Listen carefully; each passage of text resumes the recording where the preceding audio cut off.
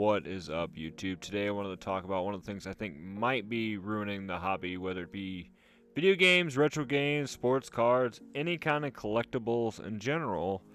A big thing that I think is ruining it, and that is the value. Everybody's always just talking about the value of this. The value that, yeah, I got that card, it's worth this much. Nothing to do with, oh, it's my favorite player or it's from my favorite team or anything like that. And it's the same with, like I said, retro games, video games.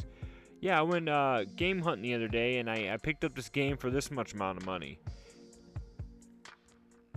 You know, and I'm not going to say that I'm not guilty of this, because obviously if you go back and watch my videos, in the beginning, that's all it was for me too, is because I was very influenced by other YouTubers, and I thought that that was what I liked to do and what I wanted to do. But it turns out, no. Well, turns out then yes, but now, no.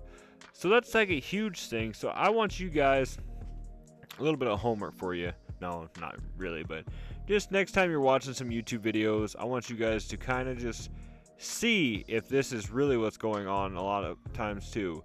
Obviously, there are specific channels that are for hunting, that are for buying games, reselling games, and stuff like that. So obviously, they're going to mark up the pricing and do everything like that.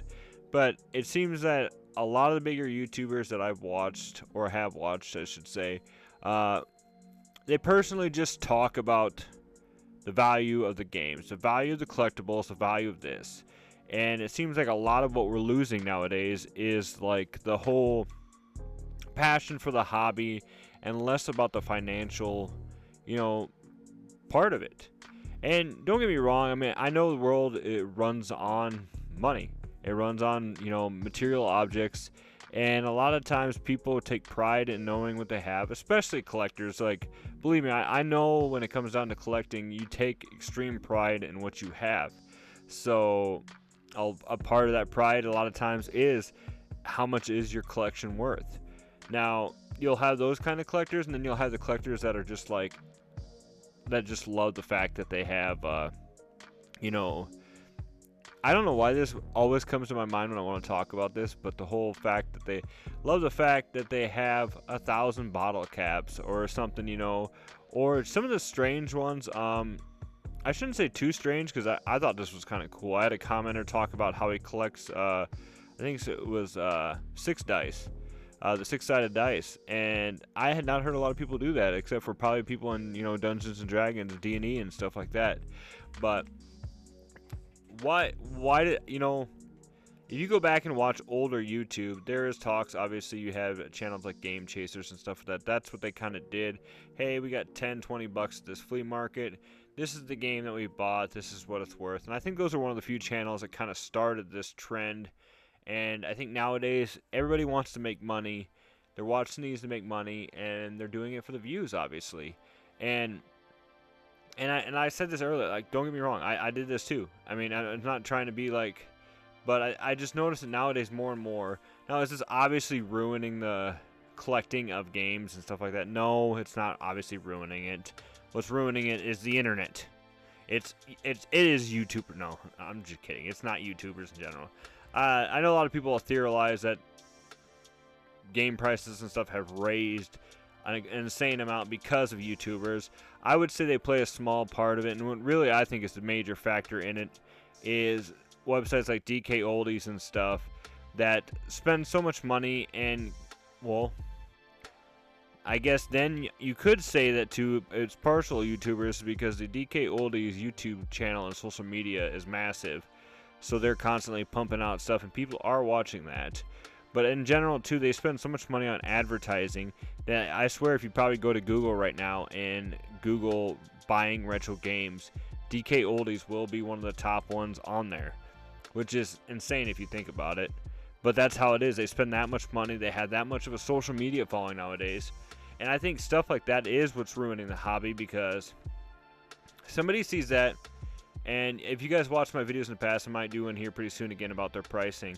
But DK Oldies has most stuff 50 to 75%, sometimes, almost 200% worth, more than what it's worth.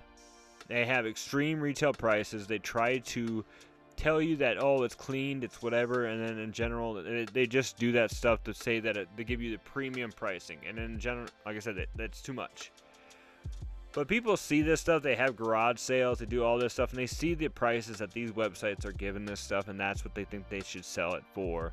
And then that's why a lot of times, you know, either people will get ripped off, or yeah, they just won't sell stuff.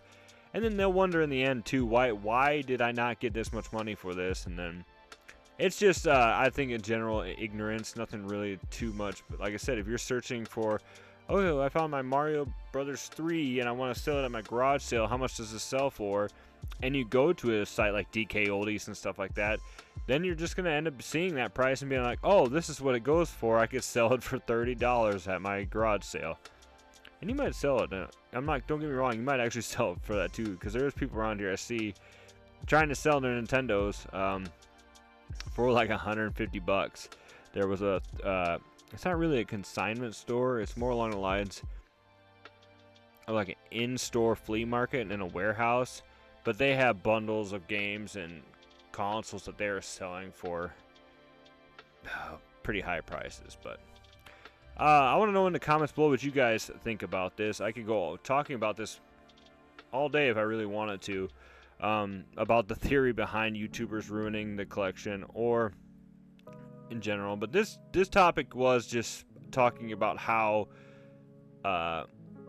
just the value of stuff.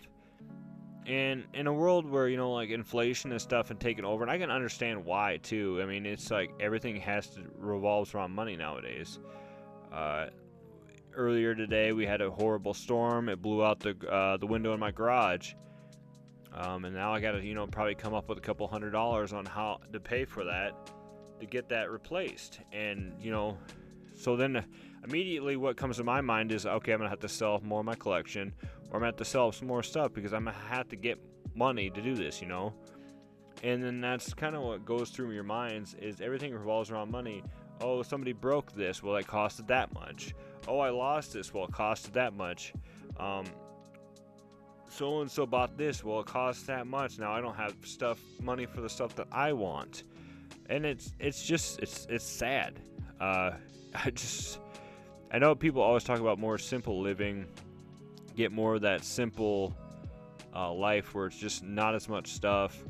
And in general, that's kind of what my collection is coming down to. I know obviously you can't tell behind me, but I had a whole section of my game room where I had most of my games and stuff at, and it's very dwindled down now. And still to this day going smaller and smaller because I'm just not playing this stuff and wanting to just use the area for a little bit more. Plus, you know, after I got rid of a bunch of stuff, it really felt a lot better down here. So I don't know what you guys think. Comment below. As always, stay retro, my friends. God bless.